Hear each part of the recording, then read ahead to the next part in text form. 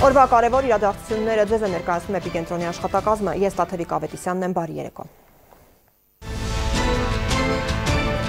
Ով տիրում է Շուշիին, տիրում է Արցախին։ Մենք մեզ երբեք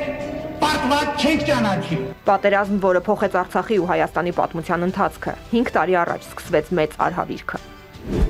Կարելի էր արդյոք խուսափել 44 օրյա պատերազմից եւ ինչպես է հնարավոր փակված համարել մի ամբողջ ժողովրդի հայրենազրկման հարցը։ Մեծ խնդիր են ստեղծում հնարավոր է հետագայի համար թե Ադրբեջանում, թե Հայաստանում։ Զինվորը գիրք հեղինակեց, բայց չտեսավ այն, իսկ ռազմական բժիշկը գնաց վիրավորի հետևից ու չվերադարձավ։ Անձնական պատմություններ ընդարձակված եռաբլուրում։ Ինքը այնքան կյանք փրկած, իր գոլեգաները իրան կյանքը չփրկեցին։ 2 տարի Բաքվի բանտում Ռուբեն Վարդանյանի ընտանիքը սոս է հնչեցնում։ Դիմակ, ձեռնոց, կոշիկ, բաճկոն ու գիշերային տեսանելիության սարք, որոնք Կասկածյալը փորձել է այրել, բացահայտումներ Մերձավանի սպանության գործով։ Ներդրումների դինամիկան հուսադրող չէ, ինչպես են արբիտրաժային գործերը ստվերում երկրի ներդրումային միջավայրը։ Ես ուզում եմ տեսնեմ այն հիասքանչ ներդրողին, որը որ իրականում այդ ամենը կդնի մի կողմ եւ կգա ասի ես պատրաստ եմ այստեղ միլիարդներ ծախսել։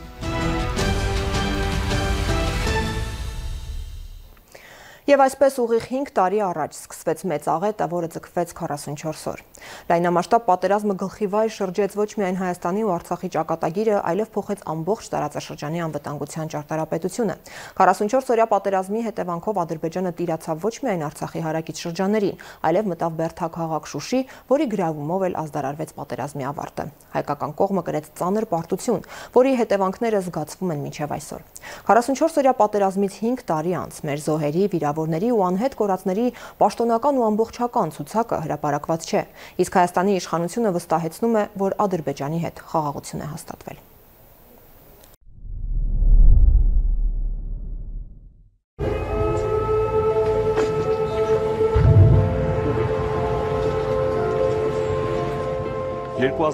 թվական, սեպտեմբերի 27, 7:10 րոպե, Արցախն արթնացավ թշնամու անօդաչու թռչող սարքերի մասին զգուշացնող օդային տագնապի ազդանշանից։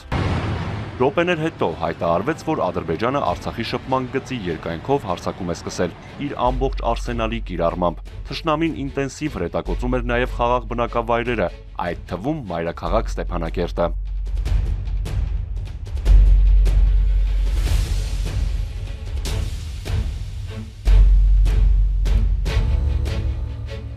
Առաջին օրը հայտարարվեց, որ պաշտպանության բանակը հուժկու հարվածներով կասեցրել է հակառակորդի գործողությունները, մի քանի ուղղությամբ հետ շպրտել հարձակումները։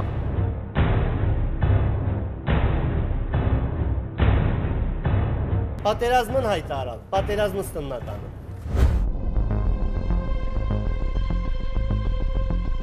Հայաստանում եւ Արցախում ռազմական դրություն ու զորահավաք հայտարարվեց։ Մարտերը շարունակվեցին բոլոր ուղղություններով ու նույն ինտենսիվությամբ։ Համազարկով!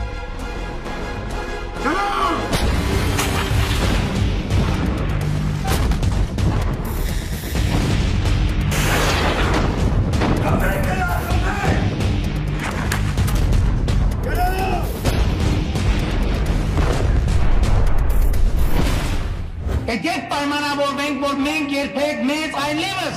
ինչ էլ լինի։ Եթե նույնիսկ բոլորին թվա, թե մենք պարտվել ենք վերջնական եւ անշրջելիորեն։ Մենք մեզ երբեք պարտված չենք ճանաչի։ Հայաստանում եւ Արցախում ձևավորվեց միասնական տեղեկատվական շտաբ։ Սկսեց տարածվել հաղթելու ենք հեշթեգը։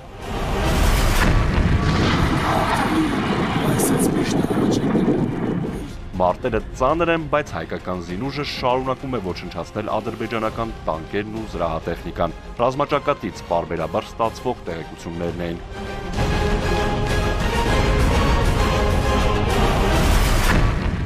Արցախի Մարտունիում թշնամին թիրախավորեց լրագրողներին։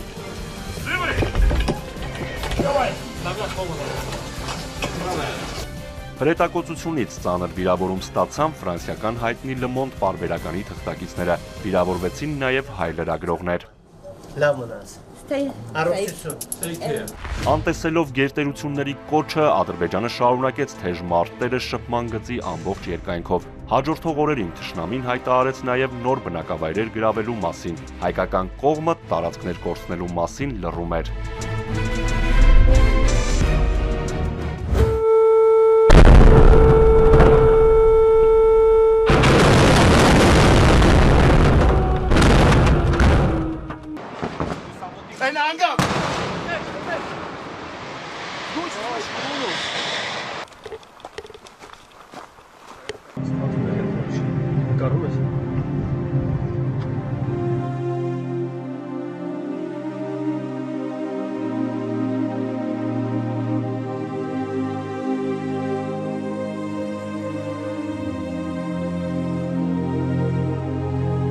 Պատերազմի 12-րդ օրը հոկտեմբերի 8-ին երկու անգամ հրթիռակոծվեց բերդաքաղաք Շուշիի խորհրդանիշը, Ղազանչեցոց Սուրբ Ամենափրկիչ եկեղեցին։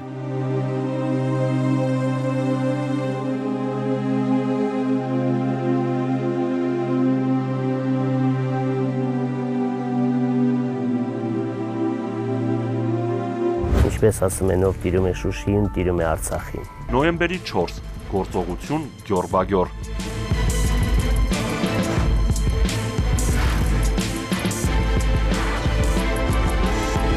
Պաշտպանության բանակն այսպես անվանեց Շուշիի մատույցներում Ադրբեջանի վարձկան ջոկատների ոչնչացումը։ Հրապարակվեց նաև Բերդաքաղաքի ուղղությամբ գրոհի պատրաստվող խմբավորման վերացման բացառիկ տեսանյութ։ Նոյեմբերի 8-ին հանրային հեռուստաընկերության եթերում Պաշտպանության նախարարության ներկայացուցիչ Արսրուն Հովհաննիսյանը հայտարարեց, որ Շուշիի համար առանձին ճակատամարտը, որն ընթանում է վերջին 3-4 օրերին, նոյեմբերի 9-ին կավարտվի։ Օրվա ավարտին էլ Զինուժը հրապարակեց տեսանյութ, թե ինչպես է հակառակորդը փախուստի դիմում Բերձորի լեռներից։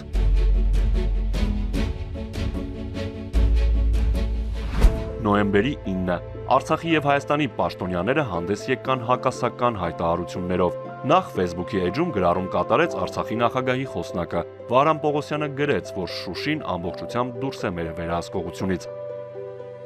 Վարչապետ Նիկոլ Փաշինյանը Facebook-ում գրեց. Շուշիի համար մարտերը շարունակվում են։ Դրան հաջորդեց ՊՆ խոսնակ Շուշան Ստեփանյանի գրառումը, որտեղ նա վերահաստատեց վարչապետի գրառումը։ Կեսօրին ՊԲ-ն հայտնեց, որ Շուշի Քարինտակ հատվածում թշնամին կրել է մեծաթիվ կորուստներ։ Նոյեմբերի լույս 10-ի գիշերը Նիկոլ Փաշինյանը Facebook-ի էջում հայտնեց. Հայաստանի, Ռուսաստանի եւ Ադրբեջանի ղեկավարները պատերազմը ժամը 1-ից դադարեցնելու մասին հայտարարություն են ստորագրել։ Ժողովրդին հղած ուղերձով հանդես եկավ նաեւ Արցախի նախագահը։ Արայիկ Հարությունյանը նշեց, որոշումը կայացրել են ստիպված ավելի շատ զոհերից խուսափելու համար։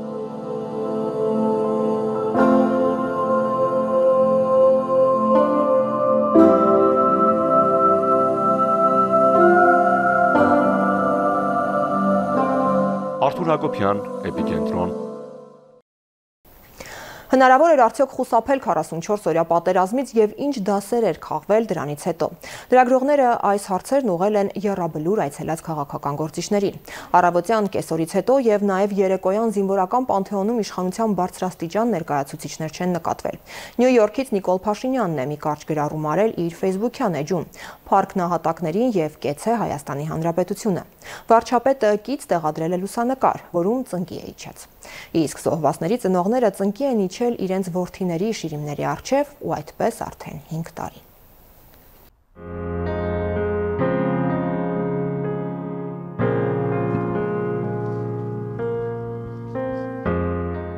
Ամենաշատը ես եմ ուզում խաղաղություն, ինձ թորնիկներ ունեմ, ինձ երեխեք ունեմ։ Կա մեկը, որ ավելի լավ գիտի խաղաղության գինը, քան նա, ով ամենաթանկն է կորցրել պատերազմում։ Ես չեմ հավատում, որ խաղաղություն կլինի այս պայմաններում, այս ոնց որ ներկայացնում են, ոնց որ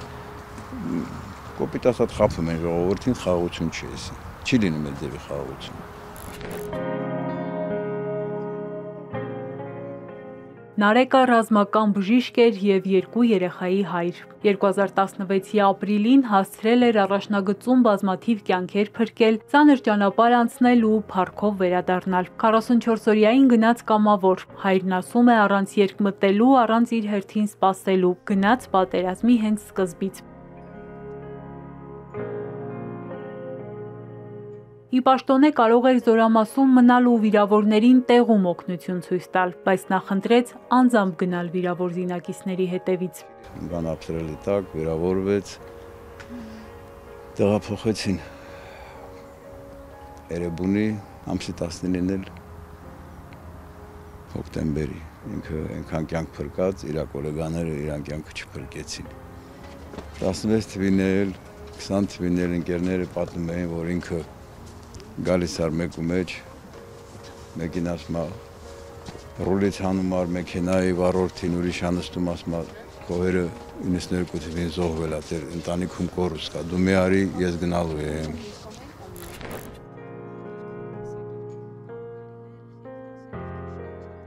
Խոսողը չգիտի, իմացողը չի խոսում, գրված է 19-ամյա հերոսի տապանակարին։ Ում խոսքերն են, ինչ կապ ունեն նրա հետ հարցնում ենք։ Պարզվում է Շանթը իր մտքերը նոթատետրին հանձնելու սովորություն ուներ։ Անմահանալուց հետո նրա հուշերը մեկ գրքում ամփոփվեցին, իսկ տապանակարին գրքի շապիկն է ու խորագիրը։ Շանթը իրականում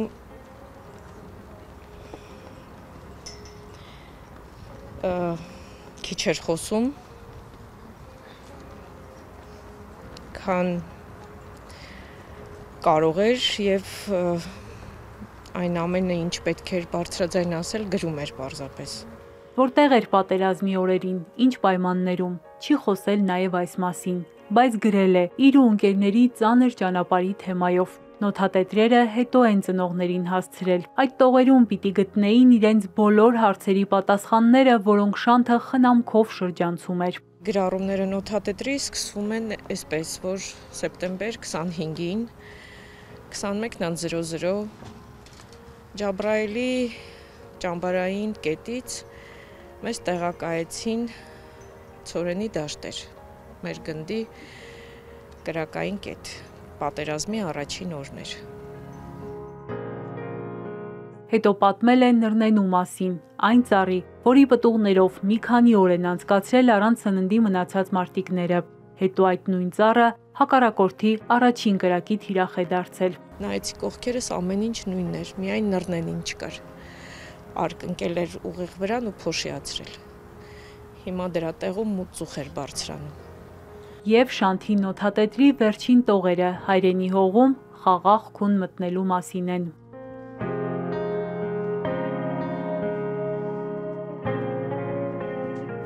Որպևինս կյանս հանուն Արցախի հանրապետության,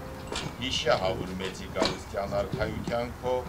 Պատերազմի մեկնարկի 5-րդ տարելիցին զոհերի շիրիմներին ծաղիկներ է խոնարհում նաև Արցախի նախագահը։ Ասում են, այլևս խաղաղություն է Հայաստանի ու Ադրբեջանի միջև։ Հայրենի հողից ու տնից զրկված արցախցիները հավատում են այդ խաղաղությանը, հետաքրքրվում է Էպիկենտրոնը։ Խաղաղությունը կարևոր է, բայց Արցախի մասին չպետք է մոռանալ, ասում է Շահրամանյանը։ Արցախցիների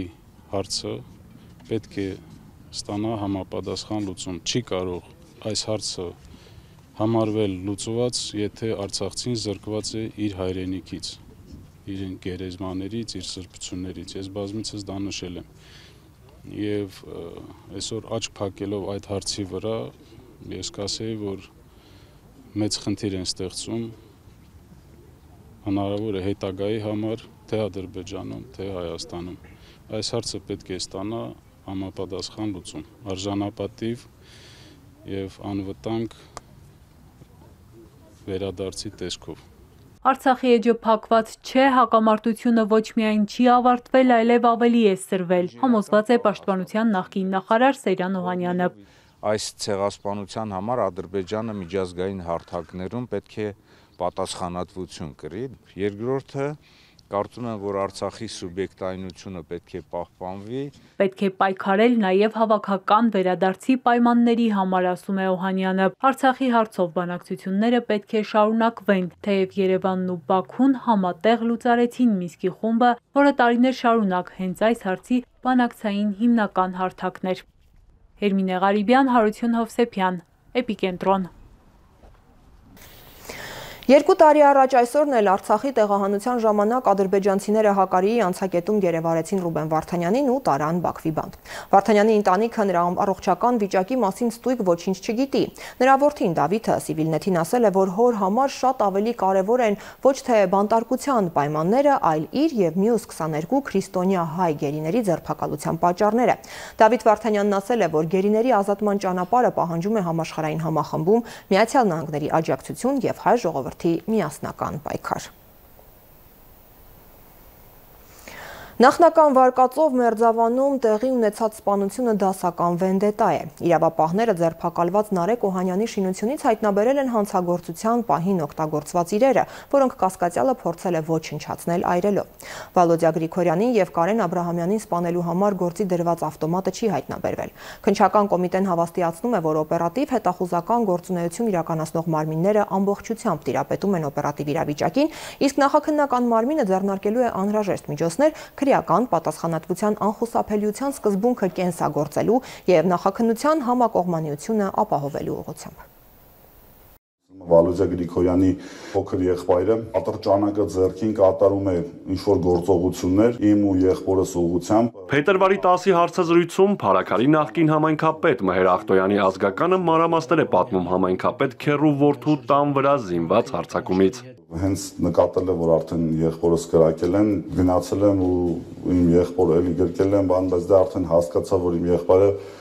մահացավ։ Տեսանյութում Նարեկ Օհանյանը խնդրանքով դիմում է նաև վարչապետին, գլխավոր դատախազին ու ոստիկանապետին մեղավորներին պատժելու համար։ Ինչ կարող եք ասել սպանության հետ կապված, դուք ընդունում եք մեղադրանքը։ Փետրվարի դեպքից 8 ամիս անց Նարեկ Օհանյանը Վալոդյա Գրիգորյանին եւ եւս մեկ անձի սպանելու կասկածանքով ձերբակալվեց։ Կասեք, ինչ կապ ունեք սպանության հետ։ Իրավապահ մարմինների նախնական վարկածով սա վենդետա է, քաղաքական դրդապատճառներ չկան։ Քաղաքական որևէ էլեմենտ չկա այս պահի դրությամբ։ Ըստ էության սա փետրվարյան իրադարձության շարունակությունն է միջազգային հարաբերությունների կոնֆլիկտի տրամաբանության մեջ, իսկ այս վերջին դեպքով սեպտեմբերի 23-ի դեպքով սպանվել է փետրվարյան դեպքով անցնող մեղադրյալներից մեկի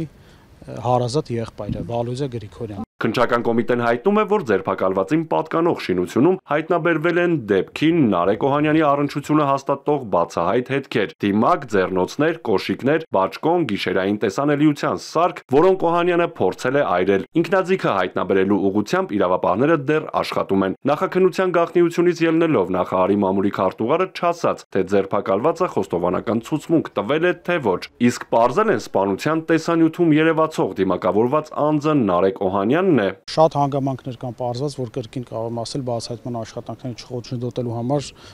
չեմ կարող ուղղակի հայտնել։ Վենդետան կանխելու եւ լարվածությունը թույլատնելու համար փետրվարյան միջադեպից հետո ոստիկանությունը բազմաթիվ գործողություններ է ձեռնարկել, անգամ ոստիկանական հենակետեր է դրել գյուղում ու բացատրական աշխատանքներ է կատարել լարված հարաբերությունների մեջ գտնվող անձանց հետ, ասում է Նարեկ Սարգսյանը։ Տասնյակից ավելի անգամներ ոստիկանության Բաղարշապատի բաժնում, ինչպես նաև քրեական ոստիկանության Արմավիրի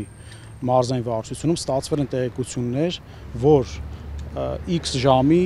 X հատվածում պետք է հավաքվեն եւ հերթական անգամ պարզեն հարաբերություններ։ Անմիջապես բոլոր կողմերից անձինք հայտնաբերվել են, ներկայացվել են բաժին, բացատրական աշխատանքներ են տարվել։ Եղել է դեպքեր, որ հենց տեղում են հայտնաբերվել եւ ներկայացվել բաժին, եղել է նաեւ, որ կանխվել է անգամ չեն հասել իրենց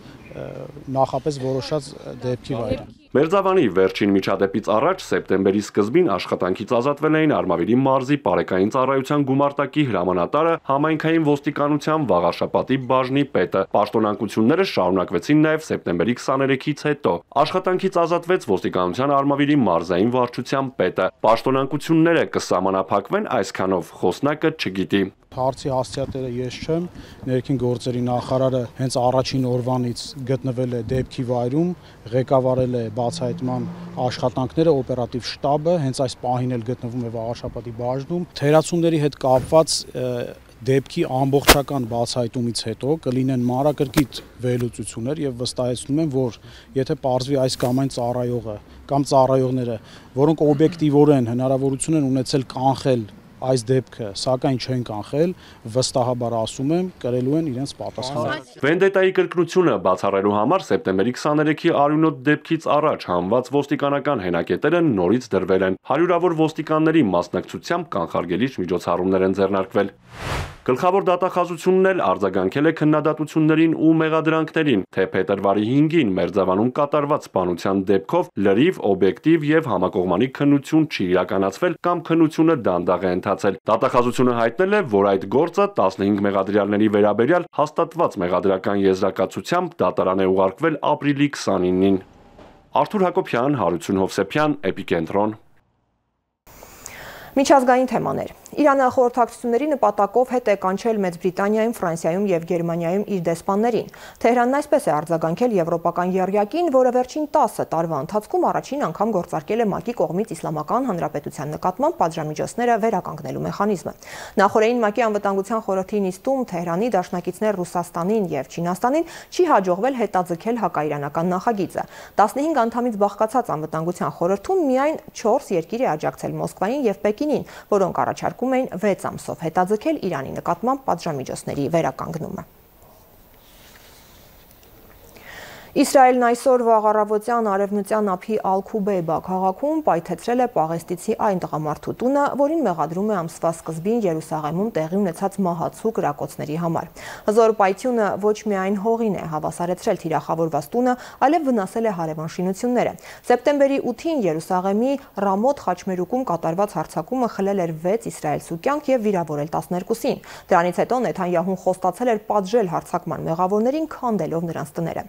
ՄԱԿ-ը խիստ քննադատել է այս պրակտիկան, այն որակելով որպես կոլեկտիվ պատժի մի տեսակ։ ՆԱՏՕ-ն Հյուսիսային ծովում ցուցադրել է իր ռազմական հզորությունը։ Ամերիկյան ականակակիրները ֆրանսիական եւ դանիական ֆրեգատների հետ բաց ծովում ուղեկցել են Միացյալ Նահանգների ռազմածովային ուժերի Ջերալդ Ֆորդ ռազմանավին։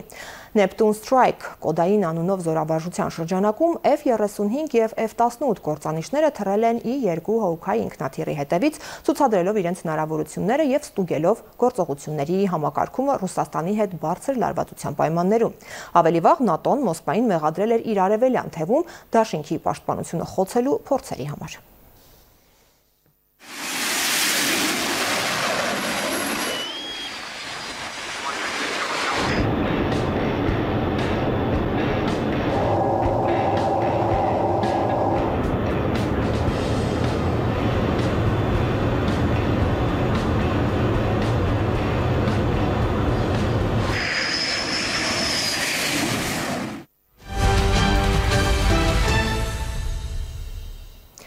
Արբիտրաժային դատարաններում Հայաստանի դեմ հայցերը էականորեն նվազեցնում են երկրի ներդրումային գրավչությունը։ Ֆինանսների նախկին նախարար Վարդան Արամյանը Էպիկենտրոնի հետ զրույցում թերահավատություն է հայտնել, որ միջազգային խոշոր ներդրողները մի կողմ կդնեն արբիտրաժային հայցերի հետ կապված ռիսկերը եւ միլիարդներ կներդնեն Հայաստանի տնտեսության մեջ։ Մասնագետը անբավարար է համարում նաեւ պետական պարտքի կառավարման իշխանության քաղաքականությունը։ Հայաստանի պետական պարտքը շարունակում է աճել, 2025-ի առաջին կիսամյակում ավելացել է 4.5%, իսկ դոլարով 7.9%։ Այսպիսով այն կազմում է 5 տրիլիոն 323 միլիարդ դրամ կամ 13 միլիարդ 852 միլիոն դոլար։ Լավ լուրը նա է, որ միջնաժամկետ ծախսերի ծրագրով մենք 60% ըստ կանխատեսումների կառավարության, մենք 60% շեմը չենք հատում։ Վատ լուրը նա է, որ դինամիկան լավը չէ։ Մենք 22 թվականից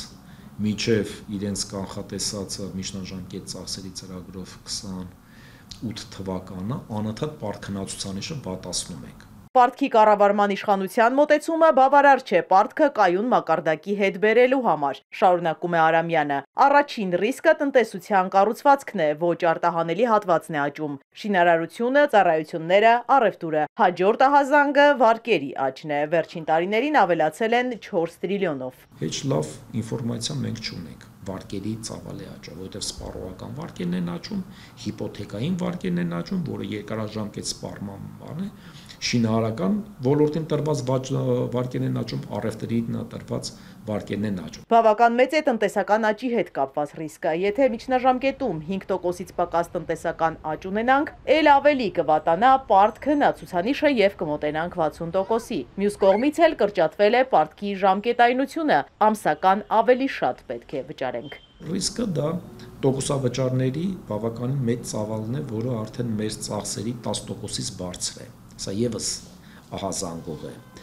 Եվ այս ամբողջը եթե մենք դնենք իրար հետ, ես ռիսկեր ամեն դեպքում տեսնում եմ։ Պատկերն ավելի տխուր է դառնում, երբ պետական պարտքին ավելանում են պայմանական պարտավորվածությունները։ Ֆինանսների նախկին նախարարը հիշեցնում է, բավական շատ են ընդդեմ կառավարության արբիտրաժային գործերը, դրանք նույնպես հարկատուների հաշվին են վճարվելու։ Մենք ունենք Սանիտեկի դատական հայցը, մենք ունենք Քաջարանի գործով, Ամուսարի գործով, մենք ունենք արաբական ինչ-որ ընկերություն դիտված եւ վերջերս նաեւ մենք ունենք հեծի մասով գործով, որ հեծը կարծում եմ շատ մեծ հավանականություն ունի այդ տեսանկյունից եւ չափոլի է այն պարտավորությունը, որտեղ այսօր արդեն հայտարարվել է 500 միլիոն ընդդեմ կառավարությանը Հայաստանի Հանրապետությանը այդպիսի հայց կա ներկայացված։ Այսպիսի գործերը ստվերում են ներդրումային միջավայրը, խոշոր ու միջազգային ներդրողները գրագետ մարդիկ են եւ պոպուլյար հայտարարություններին չեն տրվում։ Երբ որ ներդրողը տեսնում է, բայց մի րոպե, լավ մենեջմենթի, ներդրում անողը, որևիցե խնդիր Հայաստանում չունեցող բավականին լուրջ միջազգային ճանաչում ունեցող Forbes-ի ենթային ցուցակում հայտնված միլիարդատերը այսօր բանտում է։ Ես ուզում եմ տեսնեմ այն հիասքանչ ներդրողին, որը որ իրականում այդ ամենը կդնի մի կողմ եւ կգա ասի ես պատրաստ եմ այստեղ միլիարդներ ծախսել, ես դա չեմ հավատում։ Իսկ ներդրումների դինամիկան հուսադրող չէ 24 թվականին իրական տնտեսությունում ներդրումների ծավալը շուրջ 44 միլիարդ դրամ է կազմել։ Իզաբելա Հովանեսյան, Ալեքսանդր Կիրոյան, Էպիկենտրոն։ 44-օրյա պատերազմից հետո Ադրբեջանը սկսեց իրեն անցած տարածքներում ջնջել հայկական հետքը։ 2023 թվականի էթնիկ զտումից հետո այս քաղաքականությունը շարունակվեց արդեն Արցախի ամբողջ տարածքում։ Արցախի մշակութային կոթողները տարիներ շարունակ անվանի հուշարձանագետ Սամվել Կարապետյանի ուսումնասիրության նյութն էին եւ շարունակում են մնալ Արցախի հայկականության անառարկելի ապացույց։ Վերջերս թողարկվել է մեծ գիտնականի կարևոր աշխատություններից մեկը՝ Խոջիվանքը։ Այսօր գրքի շնորհանդեսներ։ Սամվել Կարապետյանի այրին մակագրում է ամուսնու հեղինակած գիրքը Խոջիվանքը, Թբիլիսիի ամբողջությամբ ոչնչացված հայկական գերեզմանոցի մասին ծավալուն աշխատությունը անվանի հուշարձանագետի տարիների տքնաջան աշխատանքի արդյունքն է։ Կարապետյանի կենդանության ժամանակ տպագրվել է գրքի անգլերեն տարբերակը։ Անգլերենը հրատարակվել էր 2019-ին, իրականում Սամվելը իր սկզբունքը այն էր, որ միշտ նախ ասում էր մենք պետք է իմանանք մեր պատմության մասին եւ իր առաջին գործի եղել է գիրքը նախ հայերեն տպագրել, հետագայում նաև այլ լեզուներով, բայց այս գիրքը միակն էր, որ այդ սկզբունքից դուրս էր։ Ռաֆիկ Հորթոշյանը, որ 13 տարի աշխատել է Կարապետյանի հետ, պատմում է Խոջիվանքի հայերեն տարբերակի լույս ընծայումով իրականացավ Սամվելի եւս մեկ երազանք։ Գրքի գիտական խմբագիրը Էմմա Աբրահամյանն է, Կարապետյանի այրին։ Նոր ուժ եմ ստանում, երբ Սամվելի գործերը շարունակում են, նրա կիսատ թերի գործերը, անավարտ գործերը շարունակում են։ Շիրմաքարերը որպես շինանյութ գրքում ներկայացված է, թե ինչ ճակատագրի են արժանացել ոչնչացված հայկական գերեզմանոցի սալաքարերը, մեծ տապանները, դրանք ծառայել են որպես մայթեզրի եզրաքարեր կամ աստիճաններ։ Խոջիվանքի գերեզմանատանը, որից մնացած փոքր անկյունում հուղարկավորված է նաև ամենայն հայոց բանաստեղծը, Թումանյանը անձամբ էր կազմակերպում հուղարկավորություններ։ Մեր երկրի տեր լինելու զգացողությունը պետք է մեր ռունգերում պահենք։ Արմատը պետք է պինդ բռնես, եթե չես բռնում քշում է քամին։ Անչափելի է Կարապետյանի ավանդը քարակերտ ժառանգությունը վավերագրելու հարցում։ 44-օրյա պատերազմից եւ Արցախի ամբողջական օկուպացիայից հետո բղծարարը որքան էլ ավերում է կոթողները, եկեղեցիները, փորձում ջնջել հայկական հետքը, հուշարձանագետի վավերագիր աշխատությունները մնում են որպես անառարկելի ապացույց։ Պատմաբան, բանահավաք, հուշարձանագետ, բազմաթիվ աշխատությունների հեղինակ Սամվել Կարապետյանը մահացավ 44-օրյա պատերազմի մեկնարկից ուղիղ 7 ամիս առաջ, 58 տարեկանում։ Սևակ Վարդումյան, Հարություն Հովսեփյան, Էպիկենտրոն։ Ծանոթացեք հոսանքի պլանային անջատումների ժամանակացույցին։ Հայաստանի էլեկտրական ցանցեր ՓԱԿ բաժնետիրական ընկերությունը տեղեկացնում է, որ սեպտեմբերի 29-ին պլանային նորոգման աշխատանքներ իրականացնելու նպատակով ժամանակավորապես կդադարեցվի հետևյալ հասցեների էլեկտրամատակարարումը։ Երևանի կենտրոն վարչական շրջան ժամը 11-ից 17-ը Պուշկինի փողոց 58-72-64 շենքեր, Պուշկինի փողոց 37-39 41 50 52 54 շենքեր եւ հարակից ոչ բնակիչ բաժանորդներ, Սարյան փողոց 1 1-յա 3 4 7-ից 17 շենքեր եւ հարակից ոչ բնակիչ բաժանորդներ, Սարյան փողոց 5 շենք, Փարպեցի փողոց փողոց 1-յա, 4, 6, 9, 10, 11, 12, 13, 17 շենքեր, Թումանյան փողոց 12, 14, 16, 20, 33-ից 41, 35-յա, 35-ի B շենքեր, Թումանյան երկրորդ փակուղի 2-ից 11 առանձնատներ եւ հարակից ոչ բնակիչ բաժանորդներ, Մաշտոցի պողոտա 17, 19, 21, 23, 25, 27, 27-յա շենքեր, Երևանի Դավթաշեն վարչական շրջան ժամը 10-ից 16-ը Դավթաշեն 1-2 թաղամասերը մասնակի, Երևանի Աջափնյակ վարչական շրջան ժամը 10-ից 16-ը G1 թաղամասը մասնակի, Երևանի Նուբարաշեն վարչական շրջան ժամը 10-ից 16-ը Գուրգեն Մահարու փողոց 155, Գուրգեն Մահարու փողոց 133-ի 5 հասցեներ, ոչ բնակիչ բաժանորդներ, Երևանի Շենգավիթ վարչական շրջան ժամը 10-ից 16-ը Ֆրունզեի փողոցի 4-2, 4-3, 6-3, 6-4, 6-5, 6-6, 6-7, 6-8 շենքեր, Ֆրունզեի փողոց 4-1, 6-6-1, 6-2, 8-9 շենքեր եւ հարակից ոչ բնակիչ բաժանորդներ, Գարեգին Նժդեհի փողոց 24, 28-յա, 28-ի բա 28-ի գշենքեր եւ հարակից ոչ բնակիչ բաժանորդներ, թիվ 154 դպրոց, Եղիշե Թադևոսյան փողոց 13, 13-ի 1, 15, 15-ի 1, 17, 17-ի 1, 19 շենքեր, Ներքին Շենգավիթ 9 փողոցի առանձնատներ եւ հարակից ոչ բնակիչ բաժանորդներ, Արարատի Մարս ժամը 10-ից 11:30 Վերին Արտաշատ յուղը մասնակի եւ հարակից ոչ բնակիչ բաժանորդներ, ժամը 10-ից 12-ը Նոր Խարբերդ Արգավանդ գյուղեր մասնակի եւ հարակից ոչ բնակիչ բաժանորդներ, ժամը 10-ից 13-ը Վեդի քաղաք Արարատյան Մաշտոցի Պուշկինի Սայաթնովայի փողոցները մասնակի եւ հարակից ոչ բնակիչ բաժանորդներ, Տելեկոմ Արմենիա, Viva Armenia, Յուքոմ եւ Հերոստակայան ոչ բնակիչ բաժանորդներ, Սիսավան, Նորուղի, Գինևետ գյուղեր, Վեդու Գինու Գործարան Բանավան, ժամը 10-ից 14-ը Նորաշեն, Արևշատ, Մխչան, Մրգավետ գյուղեր մասնակի եւ հարակից ոչ բնակիչ բաժանորդներ, Բյուրավան, Նշավան, Դիտակ եւ Ջրաշեն գյուղեր, Վայոց ձորի Մարս, ժամը 10-ից 12-ից Հորս գյուղ մասնակի եւ հարակից ոչ բնակիչ բաժանորդներ, ժամը 13-ից 16 Հարենի գյուղ մասնակի եւ հարակից ոչ բնակիչ բաժանորդներ, Կոտայքի Մարս, ժամը 11-ից 12-ը Ջրվեժ Բանավան եւ Մայակ թաղամասեր մասնակի, ժամը 11-ից 17 Աբովյան քաղաք 5 եւ 7 միկրոշրջաններ մասնակի, Աբովյանի ծննդատուն, Պետական Փակ բաժնետիրական ընկերություն, Գառնի եւ Ողջաբերդ գյուղեր մասնակի, Հացավան եւ Գեղադիր գյուղերը ամբողջությամբ, ժամը 11-ից 15-ը Առինջ գյուղ մասնակի, Լոռու Մարս, ժամը 12-ից 15-ը Փամբակ Քարաբերդ գյուղեր, Քյոխվալա Հանդամաս, Զորամաս, Տավուշի Մարս, ժամը 10-ից 14-ը Վերին Ծաղկավան, Վարագավան, Պարավաքար գյուղեր եւ հարակից ոչ բնակիչ բաժանորդներ, Շիրակի Մարս, ժամը 11-ից 15-ը Գյումրի քաղաք Աշոցք թաղամաս, Մարմարաշենի Խճուղի Viva Armenia ընկերության կայանի հարակից տարածք, սպառած էլեկտրաէներգիայի անջատումների, ձեր իրավունքներին կամ պարտականություններին վերաբերող, ինչպես նաեւ այլ հարցերի առնչությամբ կարող եք զանգահարել 180 եւ 080 շուրջօրյա գործող հեռախոսահամարներով։ Հայաստանի էլեկտրական ցանցեր ընկերությունը հորդորում է հետևել էլեկտրաանվտանգության կանոններին։ Եվ Veolia ջուր ընկերության հայտարարության մասին։ Veolia ջուր ընկերությունը տեղեկացնում է իր հաճախորդներին եւ սպառողներին, որ ապարանի պոմպակայանում իրականացվող պլանային աշխատանքներով պայմանավորված սույն թվականի սեպտեմբերի 29-ին ժամը 10-ից 22-ը կդադարեցվի հետեւյալ տարածքների ջրամատակարարումը։ Երևանի Դավթաշեն վարչական շրջանի Դավթաշեն 1-ից 10 փողոցների, Դավթաշեն 1-ից 4 զանգվածների, Ձոր 1-2 թաղամասերի, Միկոյան Փիրումյաններ փողոցների, Եղվարդի Խճուղու, Երևանի Աջափնյակ վարչական շրջանի Նորաշեն, Նազարբեկյան թաղամասերի, Կոտայքի մարզի Եղվարդ քաղաքի Զովունի գյուղի 7, 9, 21, 37 փողոցների, Քասախ, Պրոշյան, Արագյուղ, Նոր Երզնկա գյուղերի, Արագածոտնի մարզի, Ուշի, Օհանավան, Սաղմոսավան գյուղերի։ Ընկերությունը հայցում է սպառողների ներողամտությունը պատճառված անհանգստության եւ կանխավ շնորհակալություն հայտնում ըմբռնման համար։ Այսքանը այս թողարկմանը։ Իրադարձությունների զարգացմանը հետևեք մեր եթերում։ Ցտեսություն։